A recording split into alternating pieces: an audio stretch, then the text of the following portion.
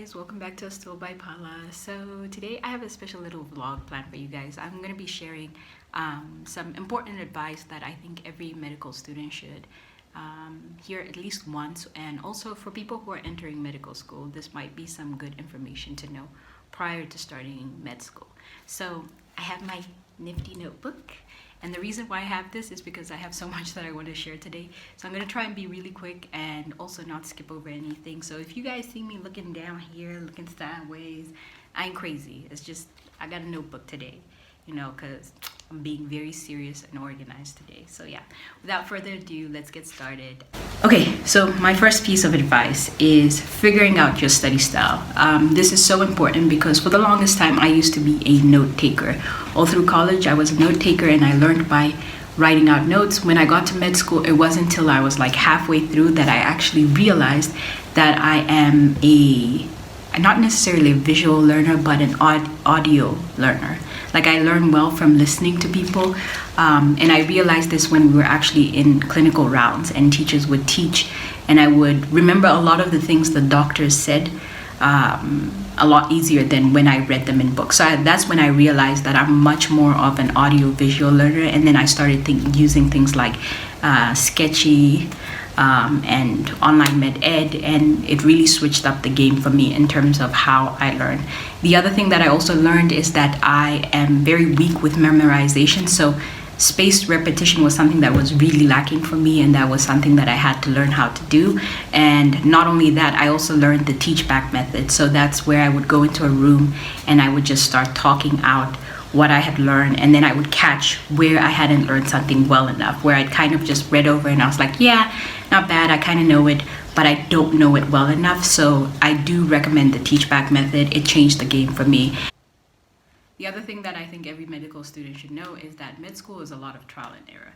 I think as medics, we come in being above average when we come into med school compared to the people we were in school with and maybe in college if you did a pre-med degree.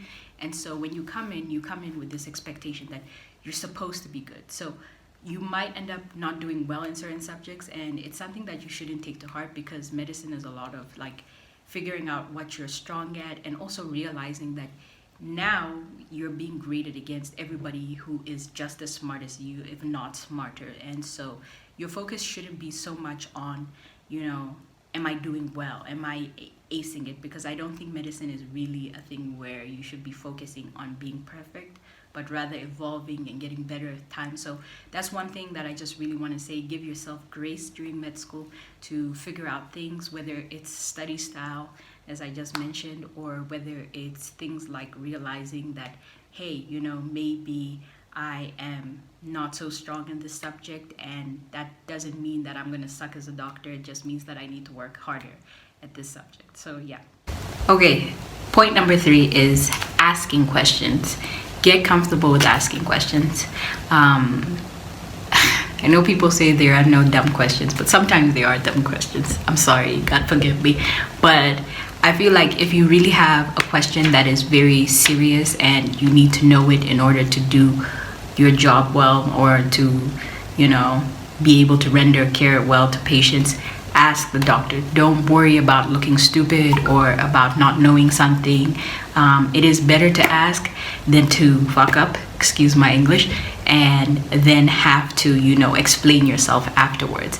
The other thing is I used to be one of those people that wants to get everything right on the first go, and that puts a lot of pressure on myself to really get things right on the first go. So I struggled a lot with asking for help with things. And that's one of the things that I say I had the most growth with in med school, which was owning when I don't know something and just saying hey doc, I don't know this. Will you teach me how to do this? I've, never done a bedside ultrasound, cardiothoracic ultrasound. I don't know this. Would you mind teaching me? And people are willing to help you, as soon as you ask for help. So that's one of the things that I learned, and I wish I had known earlier, is ask for help. People will help you, and in the long run, you will do yourself a favor because you will finally know that thing instead of tiptoeing around it. The other thing is, I realized once I started asking for help, it took the pressure off of being perfect and needing to know things. I got very comfortable with not knowing things and asking for help, and it made me able to be able to also enjoy the learning process without the pressure, because you're not going to be knowledgeable about everything. That is the name of the game when you come to medicine. So yeah, just be patient with yourself and allow yourself to, you know, really learn and be in the process, and don't try to be perfect, because you're not going to be perfect. Nobody's perfect. Let's see. Ooh, this one. So I don't know about everybody else. Some people had great med school experiences. I had great med school experience in the sense that I had really good friends. But there was a lot of petty drama in my med school, and I know some people's med school experiences are different in the sense that their class was very tight and they were like a family. I don't think that was necessarily the case with our class. I think in the end we finished off with like mutual level of respect, but it was not a tight-knit group, and there was a lot of petty drama. And what do I mean by petty drama? I mean people fighting about things like what days to set exams, people fighting over which class gets to sit the exam first, or you know, I don't know, like really weird kind of things, like somebody cracking a joke about something, or like I don't know, like I feel like it was the stress of med school that got to people, and it kind of was like a pressure cooker in the sense that small. Yeah, my phone battery died. Anyways, before I was rudely interrupted, I was saying basically that med school was like a pressure cooker, and like small things would trigger people, and it would become like a snowball effect where people would be fighting and having drama over small things. So one of the things I want to say is try and stay above the fray when it comes to petty drama, because it's so easy to get sucked into things that really in the grand scheme of life do not matter. Like I look back at certain things and I was like, why did you let yourself get triggered about something so stupid, you know? And yeah, you have very little energy that you have left after you give it all to your studying, and you know, you give some to your family and friends and your relationships. You have very little left for yourself. So try and preserve that energy and try and put it to good use, and put it to something that feeds your soul, because if you feed into this type of stuff, it will just play on your already kind of fragile mental state, if that makes sense. And the last thing you want to do is be partaking in things that are tearing you down and not building you up. So stay above the fray. Comparison, we got to talk about that, because there's going to be a lot of competitive personalities in med school, and it's going to be easy for you to start comparing yourself to how certain people are doing. Do not do it. And I cannot state this enough, because it's human nature to look over and think like, am I doing as well as this person? This person does well like this, and start to question yourself. But everybody's running their own journey, and at the end of the day, if you're in med school, you're there for a reason. You're smart enough, and you will finish as a doctor just like everybody else, no matter whether they're number 1 in your class or number 50. So focus on running your race, because at the end of the day, everybody's going to end up maybe not exactly the same place, but the same place in the most simplest regard, in the sense that you're all going to be doctors, you're all going to be owning it. It's just a matter of whether you're going to be like a super published doctor or a doctor with a private practice or something like that. But when you guys leave med school, you probably won't even keep in touch in order for you to really even care. So please don't get caught up in comparison. It is just a waste of time, and it will really set you back in the sense that you won't be focusing on cheering yourself on and celebrating your own wins, which is what you should be doing in this journey.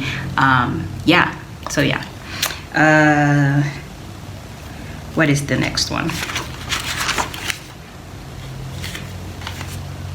Find a support group. I kind of touched upon this earlier when I mentioned I had good friends, but I had a really good support group. So even though there were times I struggled in med school with the actual academics and with the social dynamics, because my undergrad and my master's degree, I had such good cohort of people and like very tight-knit friendships.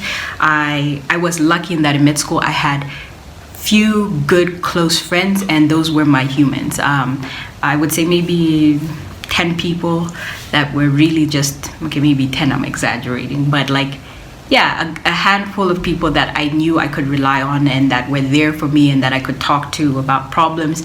And that for me was enough. I did not need to have everybody in the class be my friend. And so what I say is have a solid support group that you can turn to when you're in your most fragile state, somebody you can talk to, not somebody you can kiki or go out with, but somebody when you are rock bottom, they will help you up and they will lend you a helping hand. That's really the support system I mean, like figure out your support system.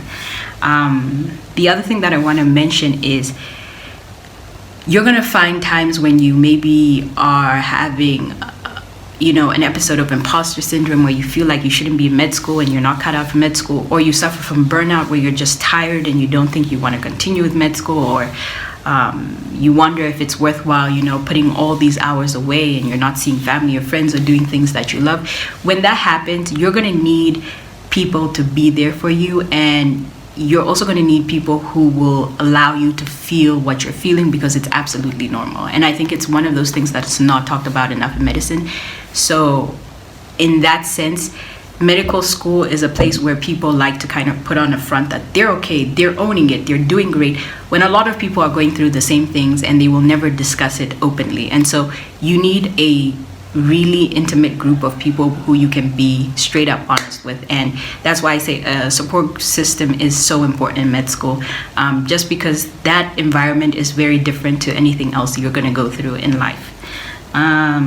The next thing, similar to finding a support group, find a mentor. This is something that I did not do and I seriously regret it. I spent a lot of time trying to figure out things for myself, and looking back, I'm like, I should have just gotten a mentor. I should have gotten a mentor for somebody who went through everything I went through in med school, and I should have gotten a mentor for somebody who's actually where I want to be in terms of a residency program, either in the US or the UK. Namibia I couldn't do because I was the senior Namibian student at my school, so I couldn't reach out to anybody. But if I could go back, definitely I would try to get a mentor, get as much advice from them about how to weather life after med school, and even at times life in med school. Another thing that I would say is having an administrator personnel or somebody who works in the office that has some kind of pull that can vouch for you and help you when you have problems. I say this because I had like a loss in the family, let me put it that way, because I don't want to get into it too much, but I can say it. My father passed away when I was in med school, and one of the things that I struggled with was coming back after having missed school. And my administrator at the time really helped vouch for me and fight for me to basically be allowed to finish my year that year. So yeah, it is important to have administrators that believe in you and that will help you, because up top, they don't know you.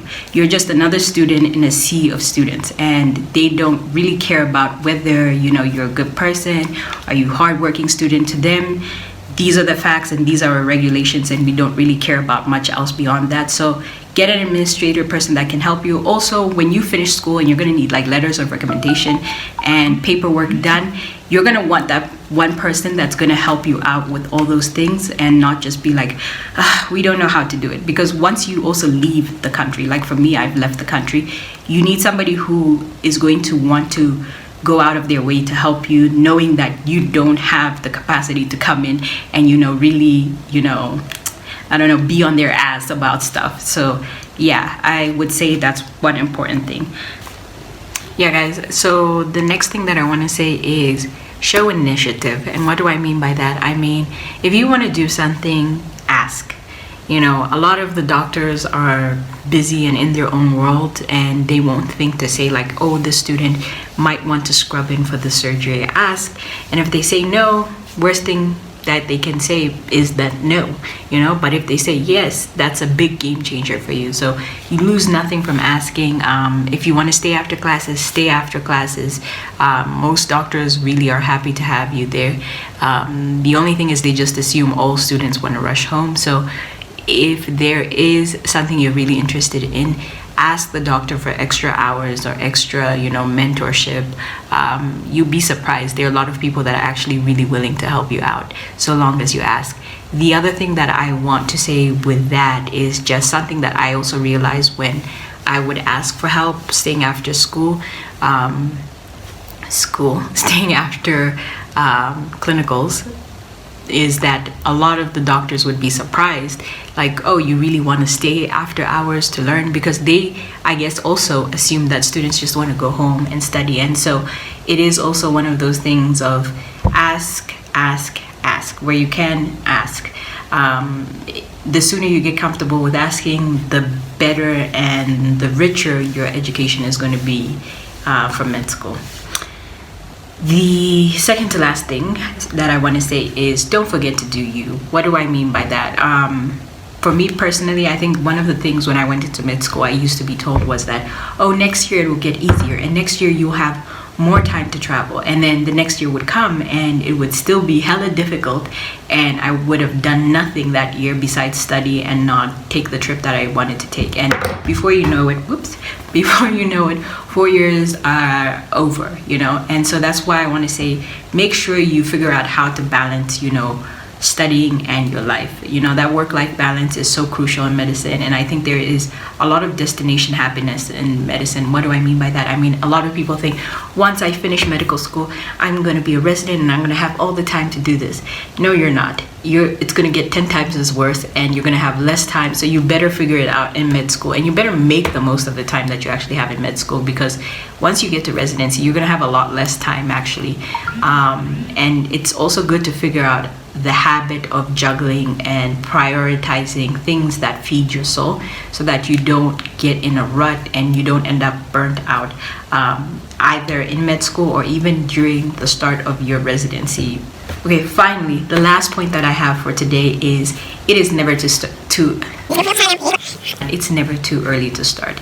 It's never too early to go to a conference. It's never too early to start looking for research projects to join. It's never too early to start doing things. I think in the first year I told myself I'll have more time during second and third and fourth year, and time flew. A lot of the things that I wanted to do, I had planned to do in third and fourth year. I put off conferences because I was like, fourth year is going to be a lot more relaxed and I'm going to have a lot more time, so I'll go in third year. And not third year, fourth year. And then COVID happened, and so a lot of the things that I wanted to do, like conferences, I couldn't do. So that was for me very, disheartening, and I just regret not going when I had the opportunities. There were plenty of times I wanted to go to conferences, but none of my friends wanted to go to them because we had exams, and they were like, why, should I give up this weekend to go to a conference when I've got to study for this exam? And now that I'm done with med school, I regret it, because those could have been good networking opportunities and also things that I could have learned. And apart from like enhancing CV, I think that is lifelong skills that are always going to be with me. Whereas passing an exam, I can't even remember. I can't tell you what exam I was studying for now that I decided to not go to that conference. Like, yeah, I'm glad I passed, but it's just to say that I think there was a lot of weight put into studying and not into developing myself holistically, and that's one of the things that I wish I had just spent a little bit more time doing. So I say it's never too early to do any of this stuff. Matter of fact, the earlier the better, because you might even find like with the more studying that you do, you may even find that subjects get harder and you have to dedicate a lot more time to studying. So earlier on, you have the freedom to actually maybe do a little bit of traveling. I wouldn't say first year. Don't do it first year, because first year you're figuring out med school and you're just trying to survive. I'm just going to be real with you. First year is quite the killer. But I would say second year, really go ahead and don't delay thinking like, oh, I don't know enough to go to this conference, which was another thing that kept on coming up when we were discussing going to conferences. And then we never ended up going to any conferences, and yeah, just regret it. So I'm gonna end here, and I just want to say thanks guys for joining in for this vlog. Hit the subscribe button if you're not subscribed, so that you can get notifications when I put up new videos about all things med school, health, and my life. And also hit the like button if you found this video helpful. And yeah, I'll see you guys soon. See you in 2 weeks. Bye.